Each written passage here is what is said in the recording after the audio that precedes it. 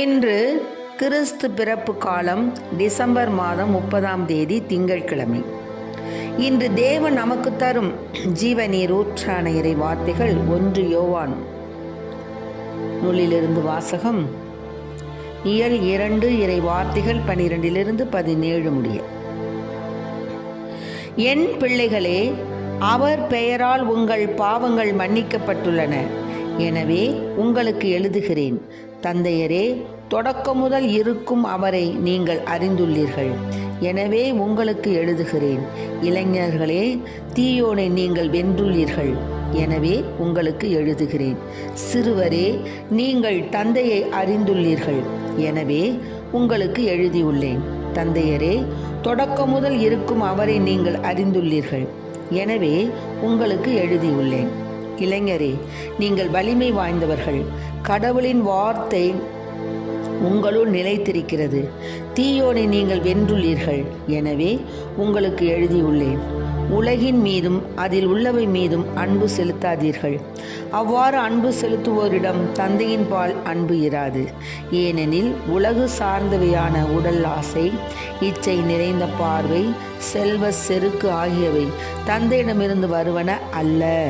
அவை உலகிலிருந்தே வருபவை.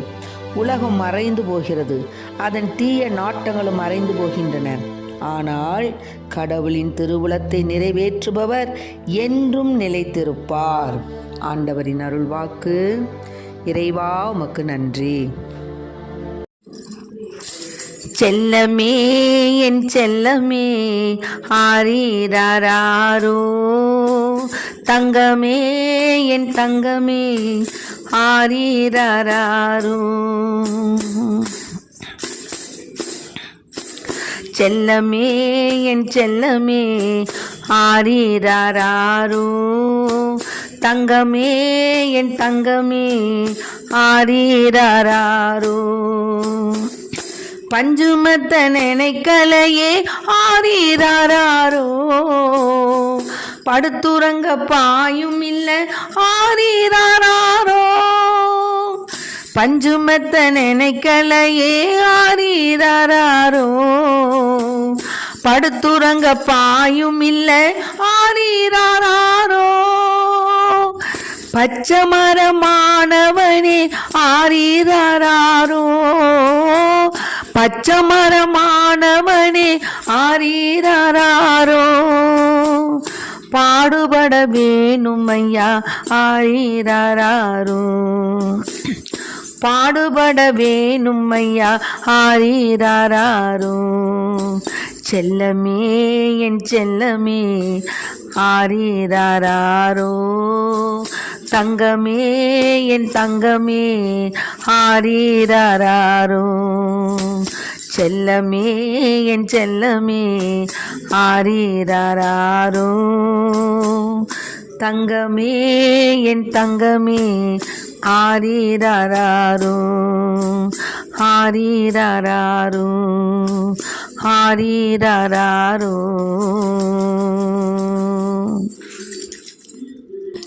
இன்றைக்கு நம் தேவன் தரும் ஜீவநீர் ஊற்றான இறை வார்த்தைகளை கேட்டோம். அதாவது யோவானுடைய திருமுகத்திலிருந்து சொல்கிறாரு, மக்களை, என் பிள்ளைகளை, உங்கள் பாவங்களெல்லாம் மன்னிக்கப்பட்டுள்ளன. எனவே தான் நான் உங்களுக்கு எழுதுகிறேன். என்ன எழுதுகிறேன்? தந்தையரே, பெரியோர்களே, பெற்றோர்களே, உங்களுக்கு நான் என்ன எழுதுகிறேன்னா, நீங்கள் தொடக்கம் முதல் இருக்கும் அவரை நீங்கள் தெரிஞ்சிருக்கீங்க. இறைவனை, கடவுளை உங்களுக்கு நல்லா தெரியும். அதனால உங்களுக்கு நான் எழுதுகிறேன். இளைஞர்களை, உங்களுக்கு தீயோனை நீங்கள் வென்றுள்ளீர்கள். ஆமென். இளைஞர்களை, நீங்கள் தீயோனை வென்று இருக்கிறீங்க. தீயோனிடமிருந்து நீங்கள் அவனை என்ன செஞ்சுருக்கீங்க? அவனை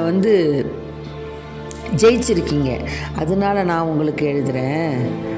சின்ன குழந்தைங்கள, உங்களை நீங்கள் தந்தையை அறிந்துள்ளீர்கள். எனவே உங்களுக்கு நான் எழுதுகிறேன்.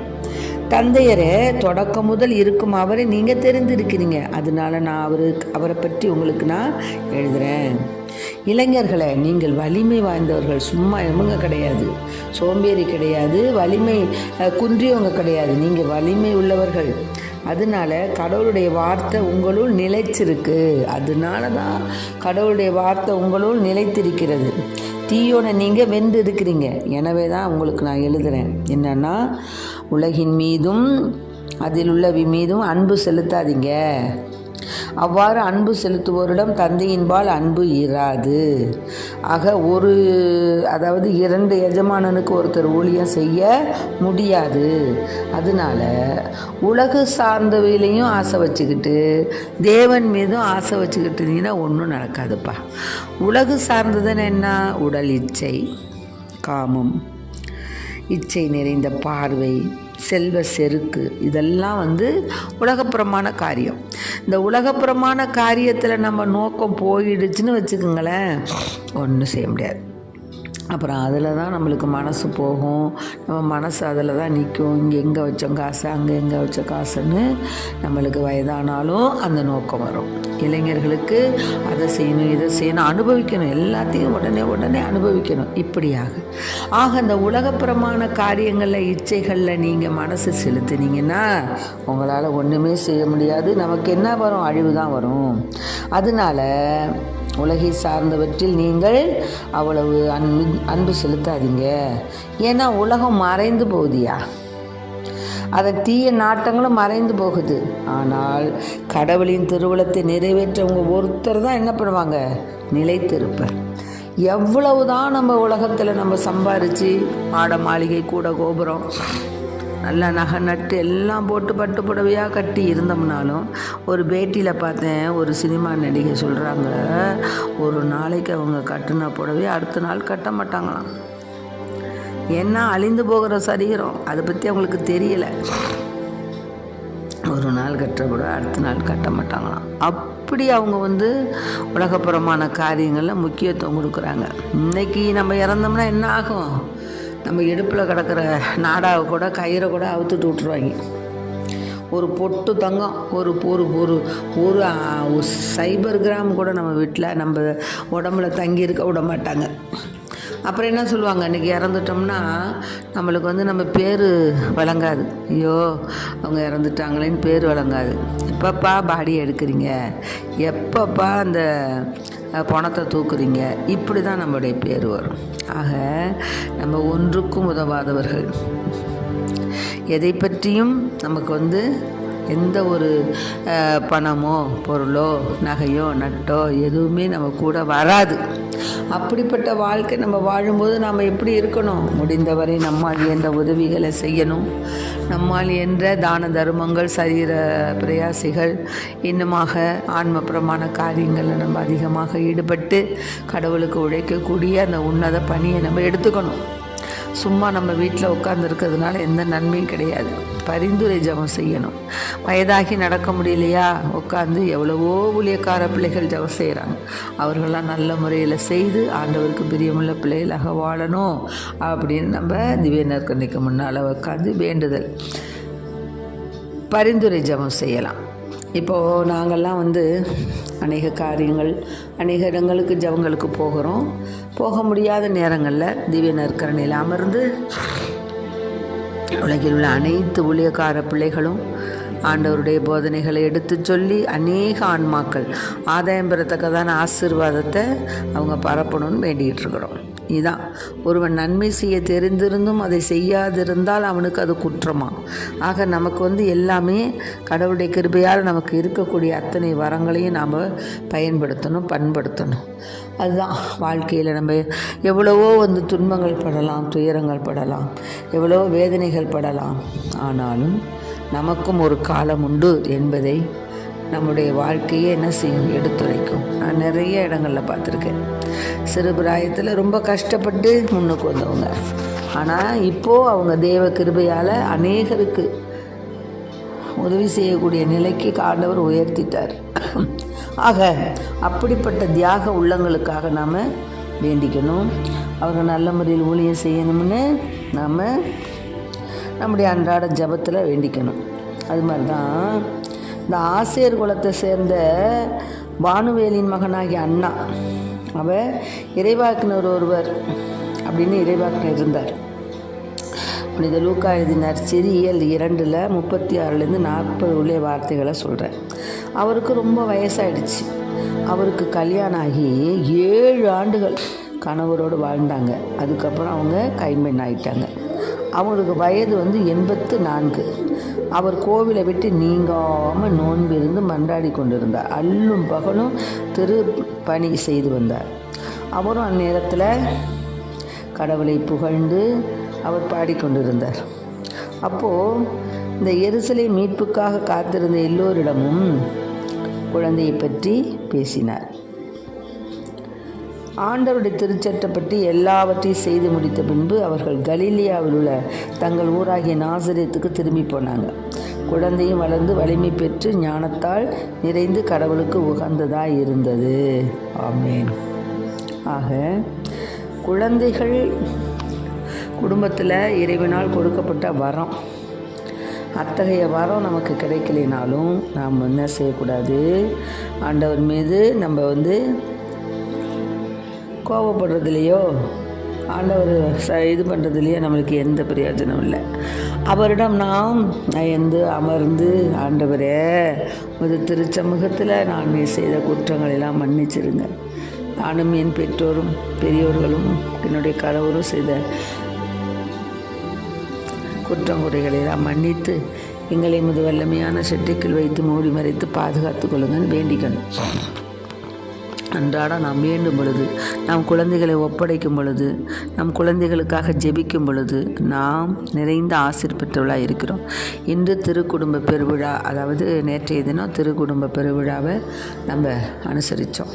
அந்த திருக்குடும்ப பெருவிழாவில் எப்படி புனித சூசியப்பர், புனித தேவதாய், அன்னை மரியாள், ஏசப்பா 3 பேரும் எவ்விதமாக அவங்களுடைய குடும்பத்தில் ஒருவருக்கொருவர் அன்பு செய்து ஒருவருக்கொருவர் மனத்தாழ்ச்சியும் பொறுமையும் சாந்தமும் உள்ளவர்களாக இருந்தார்களோ அதுபோல் நாமும் இருக்க பழக வேண்டும். விட்டு கொடுப்பவன் கெட்டு போவதில்லை, கெட்டு போகிறவன் தான் விட்டு கொடுக்க மாட்டான்.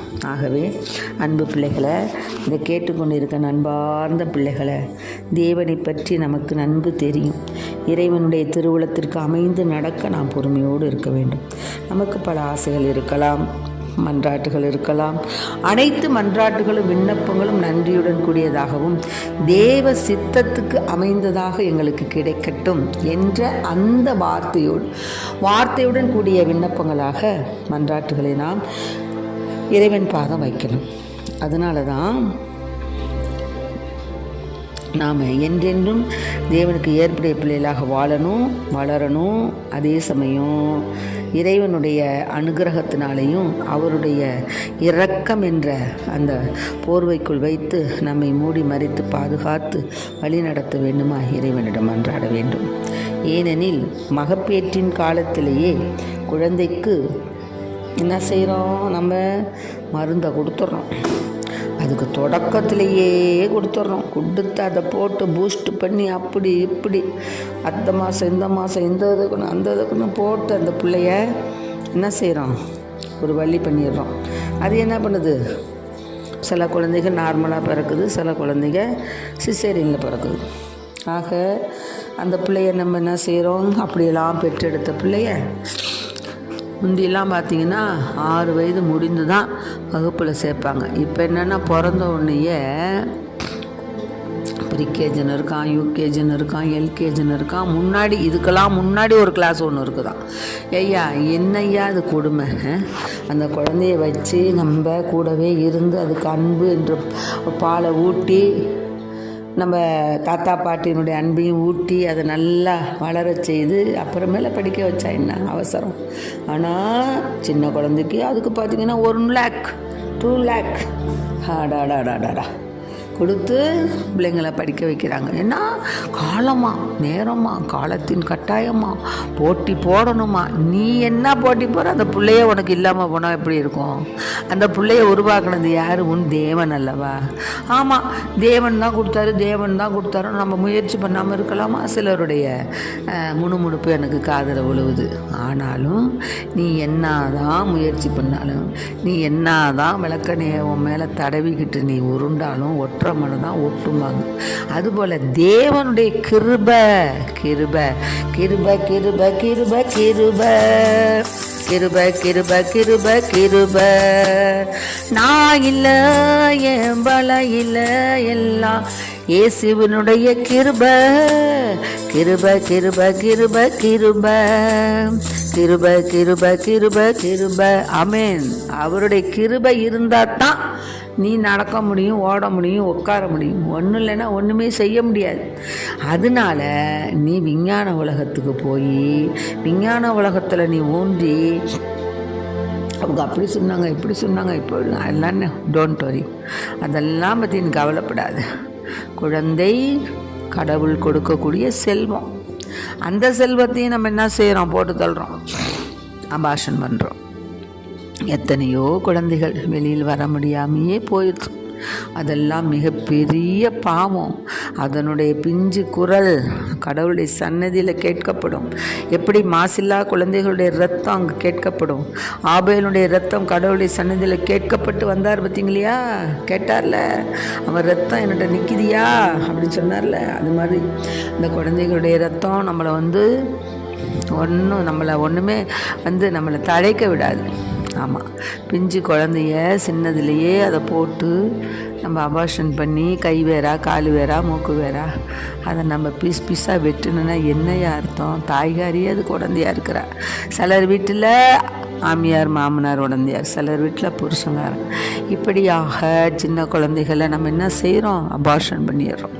ஆக அபார்ஷன் என்பது மிகப்பெரிய பாவம். ஆகவே அன்பு பிள்ளைகளை, நீங்கள் அது மாதிரி செஞ்சுருந்தீங்கன்னா, யார் செஞ்சுருந்தீங்களோ போய் கடவுள் இடத்துல மன்னிப்பு கேளுங்க. நல்ல ஒரு பாவசிங்கத்தனம் செய்யுங்க. இந்த வருஷத்தில் நல்ல பாவசிங்கத்தனம் செய்து அதற்காக பரிகாரம் செய்யுங்க. பிறக்க போகும் புத்தாண்டு உங்களுக்கு ஆசீர் நிறைந்த ஆண்டாக அமையும். அந்த பிஞ்சு குழந்தையினுடைய அழுகுரல், பிஞ்சு குழந்தையினுடைய அம்மா நான் உனக்கு என்ன செஞ்சேன், என்னை இப்படி போட்டு நசுக்கிட்டியே அப்படின்னு அது சொல்கிற குரல் நம்ம உள்ளத்தில் ஒழிச்சுக்கிட்டே இருக்கும்.